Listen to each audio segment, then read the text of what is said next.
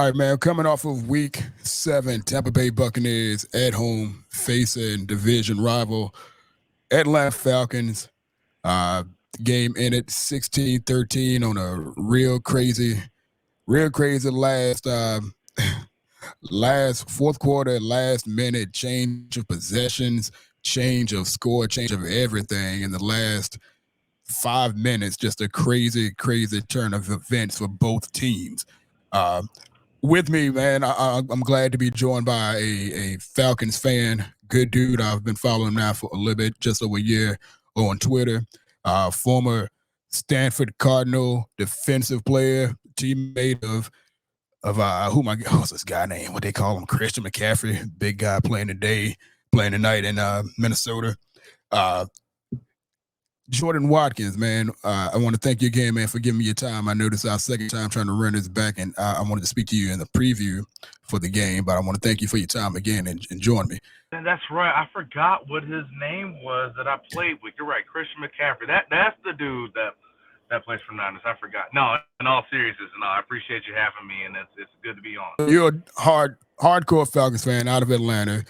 You're watching the game from the Bay Area now. Man, what did you think of that game? Just from the top, like your whole overview of the game from yesterday. That's about as well for me. It's like that was about as frustrating as a win could get. And I say that in terms of standpoint, if you look at the yards on offense for us, right? That was like about as perfectly as I could ask the Falcons to delegate yardage totals for the team and how it's constructed, right? Desmond Ridder throws for about 250. You run the ball for about another 125 to 150, and that's how you get to your 400 yards. This is an offense that's now gone to 400 plus in 3 straight games. It's looked a little different, and I think this is the best way you could do it. Now, obviously, that doesn't really show that much on the scoreboard because you only scored 16 points. And you scored 16 points because you had 3 turnovers, 2 of them at the 1-yard line and another one at, right outside the 10. To where you look at it, it's like, man, this could have been a 30-10 ball game, which I think a lot of people have a different opinion, especially within the fan base, within the Falcons and, of course, national media, of how this offense could look versus what they're looking at it now in terms of, again, you look at the turnovers, and a lot of people are questioning, is Desmond Ridder the guy? It really could have been. It's crazy that, again, in a win where they did such a good job, and again, our defense doing what they've done all year, people still have to go back to question that just because of how this game turned out. Yeah, it was, and I can understand it as well. Being, I was actually at the game in Tampa, came down from Atlanta to watch the game like normal. And I was actually sitting behind a Falcons fan and his 2 sons, one of which was actually a BUCS fan. But his youngest kid was a Falcons fan, and so was he. And he turned to me at the very beginning of the game, said, "Good luck. It should be a good game, but our quarterback and our offense going to give you at least 4 opportunities to take the game away." He's like, it's going to be at least. He said it's going to be at least 3. He was pinpointing Desmond Ridder. He's like, he's going to give you at least 3 opportunities, but we're probably going to turn the ball over. And sure enough, that's what's so frustrating. Again, just going back to last week, we turned the ball over 3 times again against the Commanders. Now that was 3 picks. This week it's 3 fumbles. And that's what's so frustrating about all of it. I do think Desmond Ridder's progressing as a quarterback, but at the same time, look, we've all seen teams. I know you've seen teams, especially, y'all had Jameis for all those years. And you can sit there and say, hey, man, it would be a good team without the turnovers.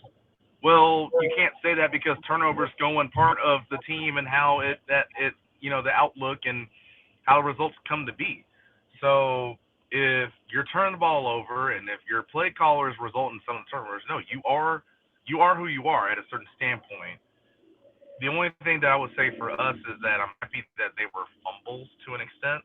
Yeah, they're all 3 fumbles. Instead of interceptions. All 3 fumbles instead of interceptions, to where I think, from a quarterback standpoint, One of them I don't blame Ritter for. Like, hey, give credit to Shaq Barrett doing what he does, and then I forget who the D tackle was that you had It was lined up on our Kalashik rookie Kansas. guard Bergeron.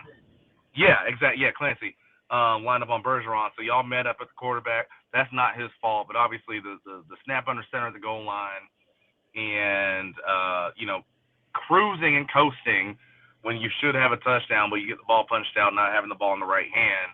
Those are things where it's like, okay, well, that's not you're not seeing the field the right way. That way, those are things that shouldn't happen. That I don't expect would happen. But yeah, man, as you said, yeah, the sack fumble from Shaq Barrett and Ricky Kalashik Kansas, that was one of them. The Yep. He's going into the end zone, carrying the ball in his right hand with Winfield pursuing him. It's a great play by Winfield. It was a terrible, it's a terrible tactic from the quarterback, from Ritter. But it was a great play from Winfield. Again, that's coming from you, a Bucs fan. It just awesome. He could have given up. It was a great play. Most people do. That other snap, the snap that resulted in the fumble, it felt like an errant snap. I just watched the game for the second time from the broadcast view. Being at the game, I was at the opposite end zone, so I can only watch on the jumbo screen from across the field. But in the broadcast portion of it, or the broadcast view, I looked at it and it looked like an errant snap more so than Ritter. I know he's going to guilt a Ritter because, his hands should have been there. Yeah, it was one of the things. I mean, I talked to centers and I'd seen some other centers and offensive linemen talk about it. And even for me, I remember when they showed a commercial. They showed the commercial. Then coming out of it, they showed like a side view of the snap. Because I remember, there have been a lot of people in this fan base. They want to get on Drew Dalman for some things. They also want to get on Desmond Ritter. So it was almost a half and half of who you want to blame. And I remember telling some of my guys, like, I don't know whose fault it was until I see a good replay look of it. So the replay that Fox showed when they were coming out of the break, that's where I was like, yeah, no, I think this is on Desmond Ritter. And Desmond even said something to that extent, in the post game of like, hey, that's on me. I got to do this. I got to be better. We got to be better. So, again, it's one of those things where if you follow what Falcons fans have been saying, I know you don't follow the Falcons, but there's two places we really get on people a lot around here. It's either the quarterback or it's the head coach because he's a play caller. And in this game, it really does feel like the quarterback cost us 14 points, and the play caller cost us at least 3 for his play calling and sequencing of plays at the end of that first half. Okay, now that's an interesting aspect. Again, that's why I like talking to other fans and other fan bases to see how they go, because in the Bucs fan base, pretty much the exact same thing for the most part, except for being that we have a defensive-minded head coach who specializes defense. Obviously, he gets all kinds of attacks for whatever happens on offense, despite the fact that he's orchestrating a top 10 defense, which would be a top 5 offense. Which would be a top 10 defense if the offense could produce. But since he's the head of the table for everything, again, it lands on him and the quarterback. Like, those are the two most standout figures on in Tampa's world. And it's funny, man, because again, I follow you on Twitter and I love your takes on everything you do. You're a defensive guy, but you speak on everything and give pretty good light to a lot of subjects. You've spoken about Atlanta the same way that I speak of Tampa. If the offense for our teams showed up in any kind of in any fashion similar to what our defenses do, we'd be talking about two of the top two, maybe 3 teams in the NFC completely. We'd be up there with the Philadelphia Eagles and the 49ers.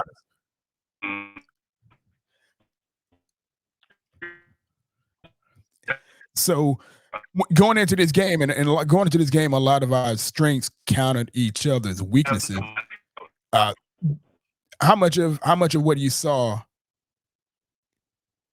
went along with what you thought you'd see in the going into the game.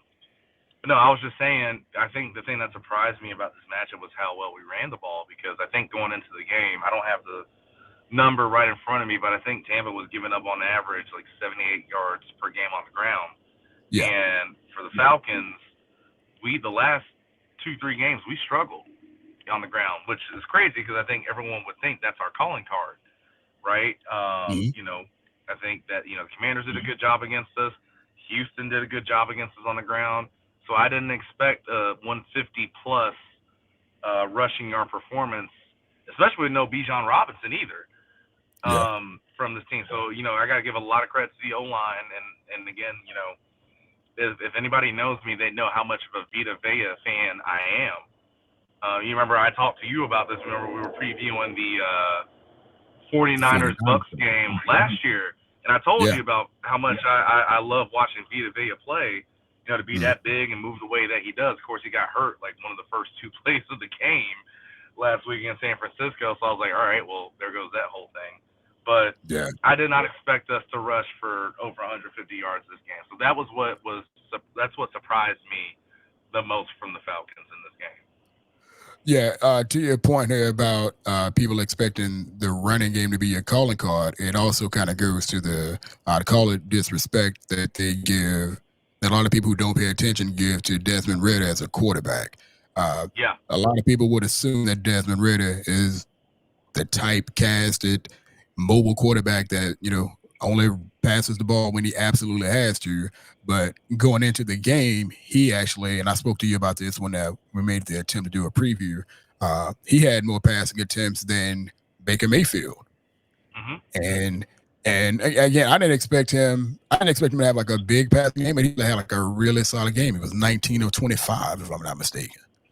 Yeah, 19 of 25. I think 256. And look, again, at the end of the day, that, like I said, that's if you were to ask me going into this year, what is the perfect picture of how the Falcons offense looks in terms of having success this year?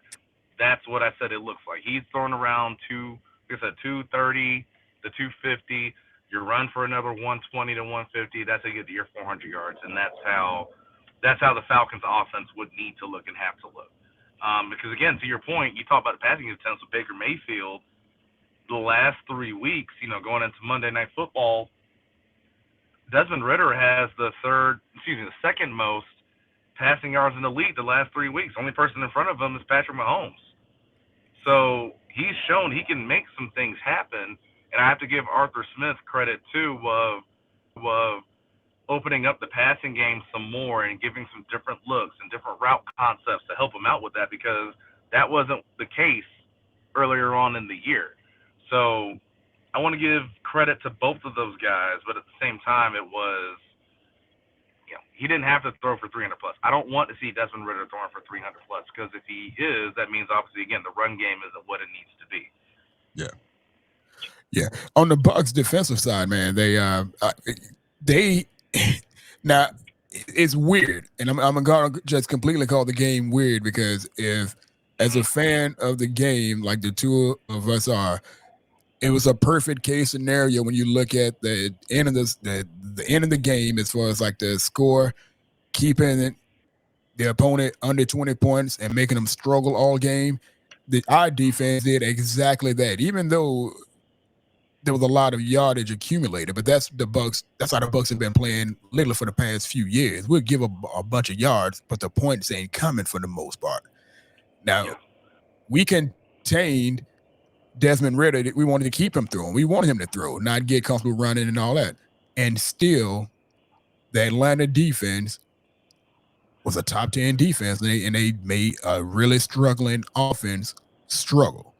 Both offenses came into the game with basically the lower half of the league as far as scoring in offense. I think the Bucs were, I think Atlanta was 29, and I think the Bucs were 27. They didn't change. I don't think they changed much at all at the end of this game. So two struggling offenses playing two top 10 defenses. You couldn't ask for much more from either fan base for your defense. Like both defenses put on film what you want to see. And both offenses, I felt like, put on enough bad offense to make you doubt how far they'll go with that type of offense. Did you feel any different at the end of the game? You know what's really funny about that is I think that coming out of that game, Falcons fans could and should feel more. I'll do it unit for unit, right? I think Falcons fans probably feel more confident in what their offense can do versus what Bucks fans think their offense can do. And I also feel like at the same time, and you know, if you want to call me a homer on this, it's cool. I'll explain why I say it. That Falcons fans feel better about their defense than Bucks fans might feel about their defense. So the reason why I say that is because on offense, again, we talked about the Falcons did such a great job at moving the ball.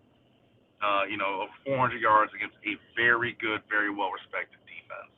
Now, when it came to the point total and point results, you know, one of those, again, fumble snap.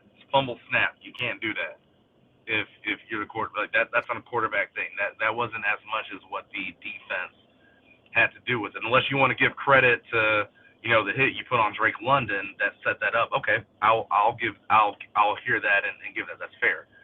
But also on the option play, when we have, you know, that should be a touchdown. Now our quarterback, one, puts the ball in the wrong hand. That should have been in the left hand, and he also cruised and coasted across the end zone. Mm-hmm. Now, so like I was saying, you know, in terms of the fumble where Winfield punched it out, again, give him credit. He didn't give up on the play. And if you're a defensive guy, which as you know I am, that's one thing I love to see. Nobody gives up on a play. You never know what's going to happen.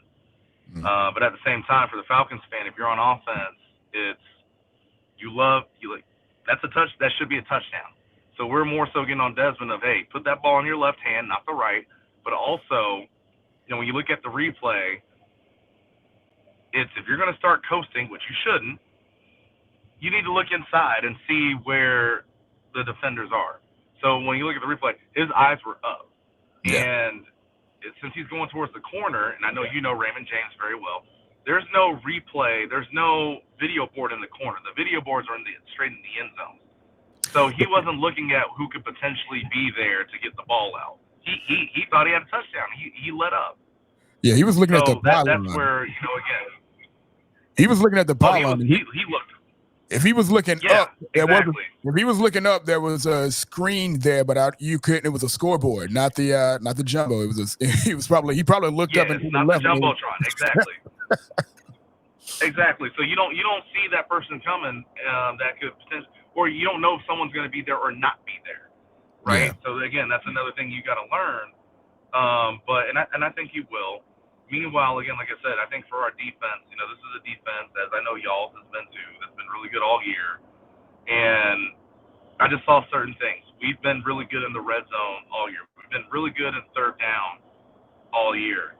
So to see those trends to show up again during this game, you know, it wasn't one of those things of, we let Tampa get things going on the ground and they haven't been running on the ground. That's a problem part. Or the way Baker Mayfield beat us was from the pocket. You know, like usually when Baker could make things happen, you know, he like even on that 30-plus yard run to set up the tying field goal at 13-13, that was a bad rush from Ebiketie. You don't spin inside there. The whole game plan, the whole game was collapse the pocket and make Baker beat you from the pocket. You didn't do that, and then you let Baker be Baker, and you let him do what he has done his whole career going back to Oklahoma is extend the play, and that's when he makes things happen. So that's why I say from certain situations and standpoints, I do think that from our standpoint, again, from the Falcons standpoint, we're a little more okay with how things transpired versus how I think Tampa fans are. I would agree with you on that, especially that the lasting image the second to last image for Bucs fans, or the image sequence, was seeing the Bucs give up what is that, an 18-yard pass to Pitts to get that to get in field goal range. seeing our safety who has been on blast repeatedly now for the past, even in wins for the past 4 weeks, Ryan Neal just not be there. Like he could have. Props to Desmond Ritter. That pass should have been a breakup. Our safety sat behind Pitts and didn't even make an attempt on the ball. But again, Desmond Ritter did. He extended the play to a degree. He kept his head up. He didn't scramble. He didn't do anything stupid. He didn't try to play it safe. He made a pass that most people, if you didn't watch the Falcons or you're not paying attention to what's actually going on, you would just assume that he would try to run it. You would assume that he would just collapse and just give up on the play, but he did not. He made a great throw, which, again, just not exposed the Bucs D, but it just put a burning image into a lot of doubters' minds, and they just got more ammo to think that the Bucs defense isn't as good as they statistically show. They're not as good as people think they are. There's a lot of ammo that says that. So yeah, you are correct in the assessment that Atlanta's fans would come out thinking that, feel better about their defense than the Bucs defense. So that's a hard pill to swallow. It sucks, but that's kind of what it is. Right. And again, it's like I said, at the end of the day, I don't think any fan base, let alone our two, just any of the 32 teams in the league, you don't expect a team to fumble twice at the 1 yard line. That's an anomaly. And so if let's just say hypothetically the Falcons don't, and of course I'm saying that you get the ball at the 1 yard line, you're expected to score a touchdown, not a field goal. So let's just say even if you still have the fumble that Shaq Barrett caused, and I'm taking the final field goal off because at that point you wouldn't have needed it. That would have been a 2013 game. And that's where you look at it differently, and this is what I'm saying in terms of the score watching versus what was going on. 27-13 in favor of the Falcons when we haven't scored more than 25 points all year. That would make the Bucs defense for a lot of people like, oh wait, what really is this? You let that team get X amount of points against you. You know what I'm saying? So that's where I look at the fumbles again and say like, no, those two, they made that game look in a different picture, in a different light than what I think it really was. And I don't think I'd argue that at all. I don't, because again, if you just look at the score is what it is, and if you're actually paying attention and watching the game and getting context for all of it, you get that. In the same breath or in the same light, when you look at the egregiously bad play of our quarterback, which should have been a touchdown or at least points on the board when he threw that interception in the double coverage to a tight end in the last 5 minutes of the game. You're like, well, what if? How? And that's almost not, you can't call it guaranteed points, but it's like, that's the kind of stuff where you're like, well, just how bad was the offense? Like you see exactly how bad the offense is. It was like egregiously bad. That's the only way I can even describe it. Yeah. Throwing into double coverage when you got to run it back out in the flat. It's like, for what? Like it's almost like he gave up. And you're not wrong. Yeah, and you're not wrong, and I don't disagree with that at all. But that's why again I bring up the whole field position part of it. Like I said, we're at the one where again at the one. I would say I don't care how many times it doesn't work. You at least 3 times you run the ball. If you don't get it on the third time, all right, cool, get the field goal, you get points, right? But even then, and I think you would agree with this, as you've seen, like I know Baker started out on fire and he was balling for y'all, but as of late, it started to see, it looked like the Baker Mayfield of old that we all kind of grew to know and love in Cleveland. So that's where, again, it's like for me, it was where he threw the pick, how he threw the pick. That is, unfortunately, your quarterback being your quarterback. And I think, a lot of people around the league know it. I know y'all probably know it too. That's the only place where I put it differently. But in terms of the score, like, no, you're right. The score is what score is. But I do think there's some other things. Like, I've been in meeting rooms where we will look at certain plays from, we look at the quarterback, running backs, receiver, all of them. but especially for the quarterback, just for the topic of conversation right now. Mm-hmm. And we'll look at all the throws they make, and I'll say, look, this is a guy. He's gonna give you about 2 or 3 of them. Now it's up to you to make him pay for it.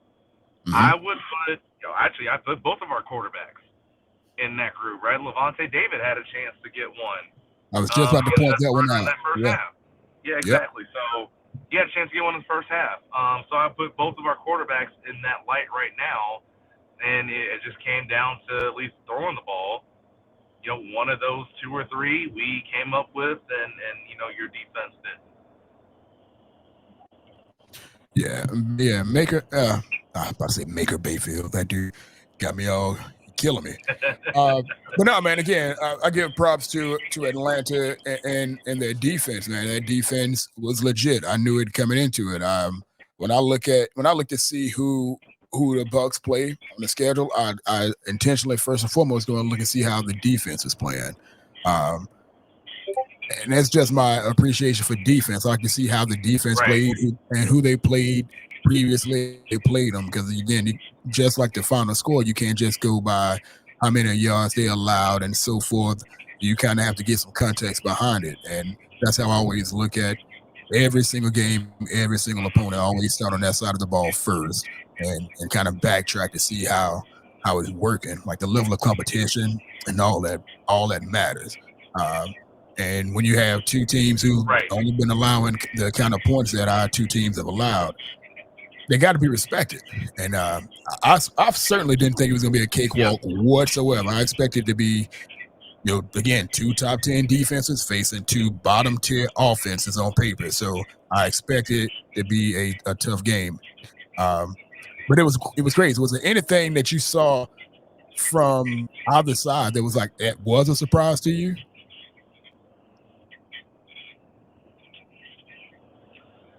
I would say, like I said, I know I talked about and hit on the run game for the Falcons, and I think what was so surprising for me, more so about it was, again, we didn't have Bijan Robinson out there. He was dealing with some bad headaches. I don't know if it was a migraine or not, but Tyler Algier and Cordero Patterson, in my mind, reminded a lot of people as to why there were a lot of folks in Falcon fandom were upset with drafting Bijan in the first place.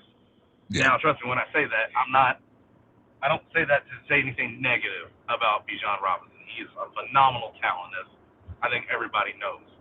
But it was more so the fact of you have 2 capable backs here. Go try to help and fix some other parts of this team. But that was part of it. But I would say what surprised me was for the most part, our offensive line in the run game. Just because, again, like I said, I know how well the Tampa defense is, how well the Tampa run defense is. Because, again, even if with Vita Vea stuffed in double teams, and I know he's coming off of an injury, so who knows how much he was hampered, with y'all's 2 inside linebackers, it's like I said, if they're not the best inside linebacking duo in the NFC, they're number 2 behind San Francisco. That's how good they are. And we just continuously found ways to pound in the run game and make it work. I was just surprised, and I'm not saying that in terms of a bad thing of Tampa, because I'm not. I was saying that more of just how good we were against a good run defense. Yeah, man. When I looked at the end, because I didn't find out, honestly, until today.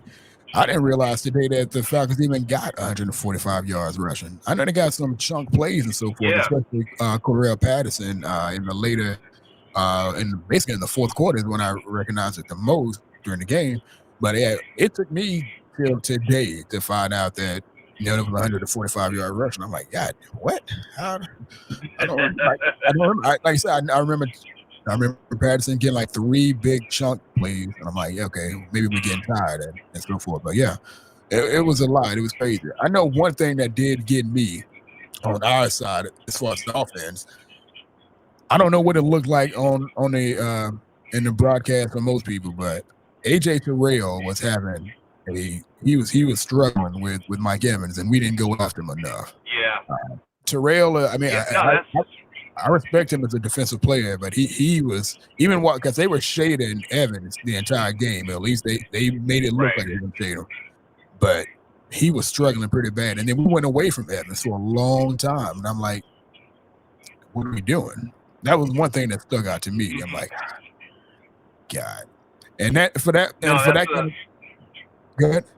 So I was just gonna say, like, that's a good point. And here's the thing, and I'm usually not the one that's gonna say, oh well, this person's pushing on me. No, here's the truth about Mike Evans. You as a corner, if you got to line up against him, you better be ready for a physical dogfight, right? Like I remember even the first touchdown y'all had. He leaned into AJ Terrell to create that separation, and once he did, that was wraps. It was nothing AJ could do. And then you saw a lot of the penalties because it's like, well, we have to match physicality with physicality, or you have to try to match physicality with physicality. And AJ is usually better at being more physical against guys that are a little bit smaller than him. And then we have Jeff Okudah on the other side, who's also a physical corner too. I would have loved to see a little bit more in this game. Let Jeff Okudah match up with Mike Evans again, just from the physical standpoint and size standpoint. There's a little bit more even than AJ and Mike Evans. But I mean, either way you put it, because I know Okudah had his penalties too. Again, even when he was covering Chris Godwin. So it was just one of those things of like, hey, it is what it is. That's just a physical nightmare matchup. You got to buckle up your chin strap, get your good night's sleep the night before to go up against them, because that's what you got to deal with. Yeah, tough dude. Pretty scared. Speaking of those penalties, though, man, holy crap, there was a lot of flags yesterday. 18 total flags, nine to each team. Yeah, that was a pretty. And the crazy thing is, it was, and like just to your point, I was just gonna say that there were some on us that I didn't agree with. There were some that I did, and I'm sure for you too. There were some you agreed with and some you didn't. Like I still think about even that first drive for us when we're on defense. And Grady Jarrett got held on one play. Didn't matter because we still got that play. And then on that third down, his helmet flies off, and there's no illegal hands to the face. I'm just sitting there thinking, now wait a minute, how in the world did these refs think his helmet done flew off at the line of scrimmage? There was no hands to the face involved. It just, it's one of the things where, and it's not just to this game and this matchup, because obviously we could go back to even last year and that horrible roughing the passer call against Grady Jarrett at the end of the game on Tom Brady. But it was terrible. But like it just goes back into football, just league wide and even down to college. The consistency in officiating in general is just ridiculous. It's ridiculously terrible, and there has to be a way to fix it. See, I completely get all of that. I do. And then it should be a universal. I think the game has just far too many variances to make it like a big universal refereeing group. Like it just. I don't know. I just don't know. Like there were a lot of bad. I have a lot of calls I didn't agree with. There were a lot of weird calls and rulings and all that stuff. But it's just so hard to. I think it's the hardest team sport, to referee, because there's a penalty in every single play, and it's like pick and choose which one is the most egregious, which one is the most, which one disrupts a play result the most. But yeah, it is. There was some real questionable calls, I thought. Yeah, there was some questionable calls. I mean, there was some holding everywhere, but nothing really stood out to me. Like no one call, I think, yesterday that got me. There was only one that made me laugh, where the Bucs' whole offensive line apparently got called for a false start, and everybody but the center. Dude straight up said everybody but the center, and I laughed my ass off. I'm like, what? I always love hearing that. There's one note that, we were speaking about Cordarrelle Patterson. There was one that did stand out to me after I watched the replay about an hour or two ago. The Falcons center, got a running head start before he snapped the ball, and that was kind of helped set up Patterson on the longest run that he got inside the 30, I believe it was. I was like, hey, I don't think I've ever seen it before, because it was pretty. pretty bad. I'll take a look at that. It was Okay. pretty bad. I don't think I've ever seen that before, where a center get that much of a head start on a snap. I was like, huh. Crazy. I'll have to definitely take a look at that when I get back tonight after practice. But because I'll give you a counter. I know there was earlier on. I think Tyler Algier had a big run, and they called a holding on Mac Hollins, and they even showed the replay of that on the TV copy. I was like, wait. And again, this is a former D lineman, so if there's holding, I'm gonna say there's holding. I'm not gonna be shy about that. They showed the replay. I said, wait, where was the hold? I don't get. So, like I said, it was just bad both ways. And I hear your point about, this is one of the hardest sports, if not the hardest, to officiate. But, the thing for me is, just like in baseball, because, a lot of people in baseball are having this conversation. You pay a lot of the people who are actually doing the performance a lot of money to get things right. And when they don't get it right, your pockets, they get dealt with accordingly. Now, I know in baseball they always say, like, hey, you need a union. Like, if you want to work for a union, you want the MLB umpire union because they don't get in trouble for anything and fined for anything. But at the same time, it's, well, why are we putting the athletes to a certain standard in terms of, again, hey, you play well, you get paid. If you don't, you don't.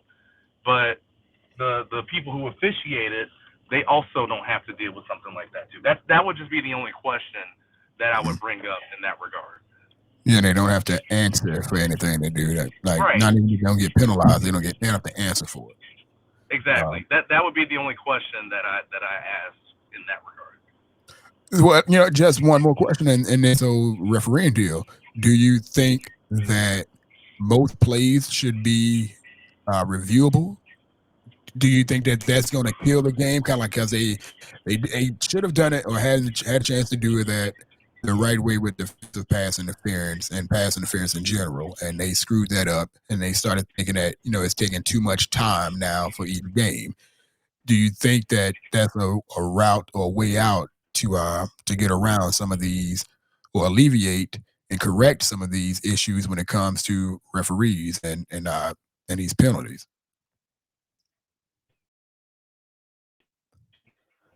That's a great question, and it's so yeah, I was just going to say that for some of the rules and some of the calls, you see in other sports there's certain technology where you can get it right. Like, for example, in tennis, you can have all these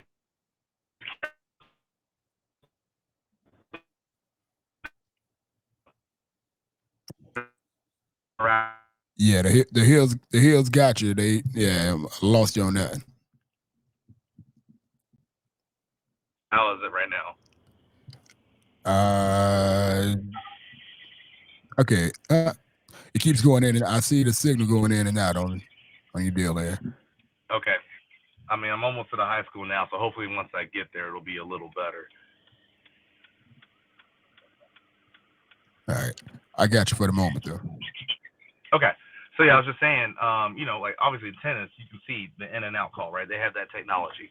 How do we not have that in football for, first downs or, touchdowns, things like that? Like, for example, what was that, the college game? Was it Houston and Texas when Houston should have had the first down and they got the call wrong? Mm-hmm. How can we not have technology for that? Why is it that in football we can't have certain things like that? Like, trust me, I don't want every call to be challenged. Okay. We need to be out of 5 hours in a row. But I do think if there's a certain consistency or inconsistency to get some calls right, you do have to hold some people accountable. Again, in baseball, Angel Hernandez, you won't see Angel Hernandez call a playoff game. But why is that? It's because, we know he's a bad umpire. He gets a lot of calls wrong more than most. So that's again, like, that's where I think that needs to be, with where I'd love to see the game go with football. Like, no, hold these guys accountable the way either you have the backup measures to get calls right, or you just take certain principles away like other sports do. Yeah. I agree that at least the technology to determine a touchdown, like that technology exists, because the touchdown, exactly. that never changes. variances for first downs and just getting having something that can measure first downs. I mean that varies every single time. But for the touchdowns, absolutely, there should be chips in the ball that can show when it crosses the plane legally and all that. Like that should exist. And that's the frustrating part. It already does. So I know everyone's getting excited and it's so cool. Everyone wants to see and loves to see the technology that the Thursday night games have, right? Like you actually have the prime vision. Well, where do you think that comes from? They have chips in the footballs. They have chips in people's shoulder pads. They have that technology already. Now it's just a matter of the application of that technology. And it's how do you let a streaming service who has just got into the the streaming game, what is it, maybe three years ago, they find a way to use it to their advantage. And I mean, even for some of the analytic numbers that we've been giving out in the NFL for years, whether it's like sprint speed and all these other things and separation, you found a way to do that, but you can't find a way to use it to tell if that's a for sure first down, to get the right measurement, or if that's a touchdown, see the ball cross the line. I find that hard to believe. Yeah, that's the whole thing. I think that mess with too much money. It's a lot of money involved. So a lot of variances, and they're making money off of variances and chances. So the more chances and variances they can put out there, that's that's the thing there. I hear you. I know you got something you got going on, man. I do want to ask probably two more questions here for you. So we talked about the defense basically for each team. Each of our teams having to carry our offenses, and that's kind of been the bright spot. How far do you think Atlanta can go on playing the way that it's playing right now with the defense shouldering the load as much as they're doing so far? Oh man, that's a great question. That's why I laughed at it. Because I'd say they could still win the division. And the reason why I say that is more so because of we see what's going on in New Orleans, and also we see what's just the struggles that y'all have on offense as well. So they can still do it. Now, do they make it a whole lot harder on themselves? Absolutely. But again, the thing for me, and like I said, this is what is so frustrating covering this team and watching this team, is that they have these last three games. They have found a rhythm and a groove actually moving the ball. Moving the ball is not the problem for the Falcons anymore. It's in those situations which, as you know, this is what separates the good teams from the great teams, or average teams to good teams. Can you convert? Right now, the Falcons are, I think, 1 for their last 6 in the red zone. And you look at the reasons why they did it. Interception, there's 1 touchdown, there's the 3 fumbles. So it's just like there's so much on tape that'll show you, man, you can do it. But there's also as much that shows and says why you can't. That's why it's so frustrating. But, I mean, look, at the end of the day, I said for this team, going into it, they could be a 10-7, 11-6 team. I really believe that. I still believe that. But again, you can't be turning the ball over 2-3 times a game and expect that to happen. Okay. You know what I'm saying? I wish it was just I could tell you it's a bad offense where I could change my mind. But they're showing the way they move the ball. It's not a bad offense. You just have to, those final parts of everything, that you have to finish the drive and finish the job. Dude, I'm telling you, it's so damn funny because as a Bucs fan, I'm seeing so much in the Bucs offense where there should be plays that should be made. I'm seeing there's a lot of stuff. There's a lot of talk about. We have a new offensive coordinator, new play caller. So much of it is coming down on him, like the head coach, or it's a failure, like it's bad play calls, it's bad this, bad that. Obviously, the last in the run game, that's not a good attack right now. But I'm seeing so many plays that should be made in the passing game and all these other areas that's just not being executed. Some of it's on the quarterback, some of it's on just inopportunity or really bad lapses from a couple of receivers. Mike Evans had a couple bad games with drops, but I'm like, it's right there. It's right there. If you tighten up, it's right there. But again, when you go so low, when you have such a terrible scoring percentage, it's just hard to argue that, hey, it could be good because we've seen it be bad Absolutely. so much with regularity. So yeah, okay. So one last thing, man. This is funny for me. Yes. I was at the game, obviously, in Tampa. Like I said, I was sitting behind an Atlanta Falcons fan and a few Atlanta Falcons fans around me. Talked to a lot of them during the game, after the game, in person. But so far, I haven't seen anybody celebrate the Falcons win against the BUCS as much as I've seen New Orleans fans. It's crazy to me. It's funny.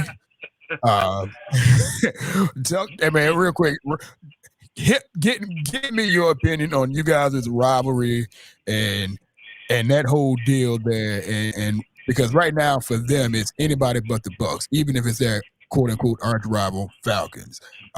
What do you think of that rivalry between you guys and then the whole stance of the entire NFC South right now with the stand? It's so funny because I feel like for the most part, there's like this triangle, this Bermuda Triangle, if you will, between who hates each other more. Is it the Falcons and the Saints and the Bucks, and then everyone else just acknowledges the Panthers over here in this corner? Like I always thought that, right? And it's just so funny you say that because to an extent, I take that as disrespect. The reason why I say that is because, well, that means the Saints fans are, oh, we got Atlanta. We ain't worried about them. It's just we got to make sure that Tampa doesn't do what they got to do. And of course, I mean, you look at it.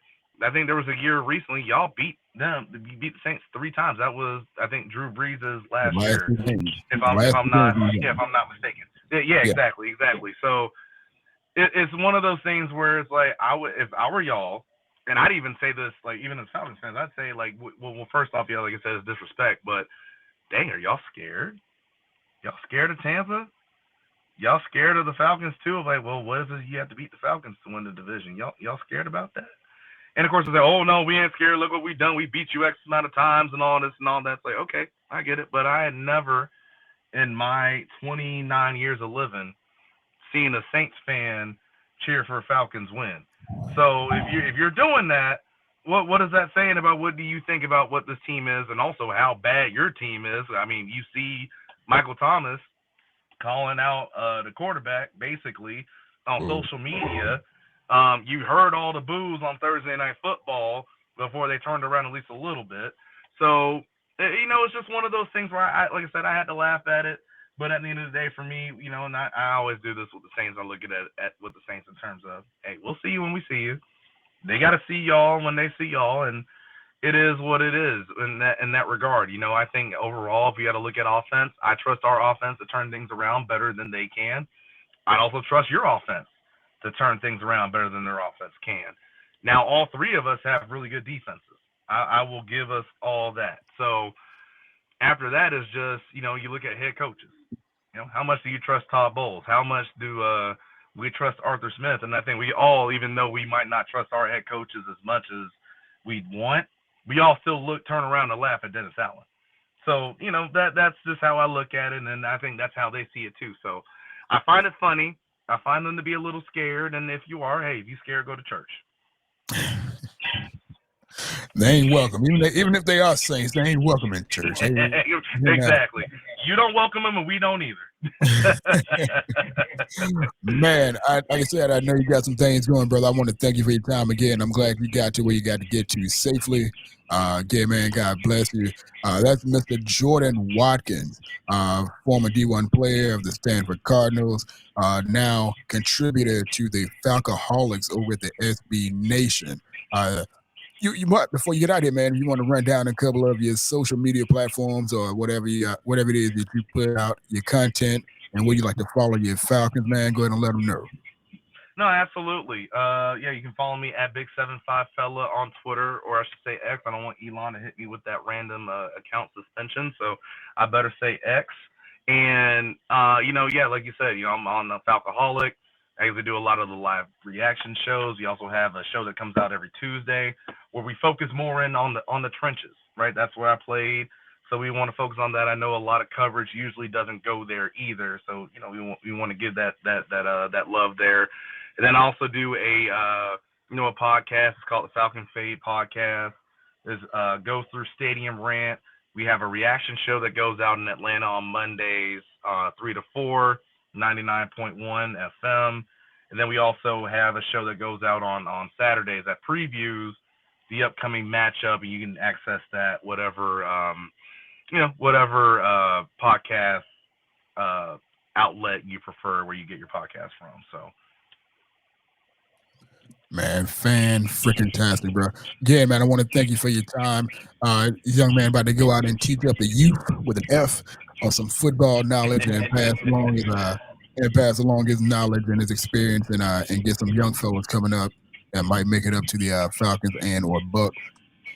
Again, Jordan Watkins, brother, thank you very much. God willing, I'll talk to you sooner than later. We'll catch back up again, and we'll do another NFC South full roundtable with a few more fans from each of our NFC South division opponents and such. Man, you said nothing but a word. I love to do it anytime. Thanks again for thinking of me. It's been a blast talking with you. All right, man. Thank you very much, man. Get out there and do your thing, brother, and I'll holler back at you, all right? All right, sounds good. We'll do. All right, bro.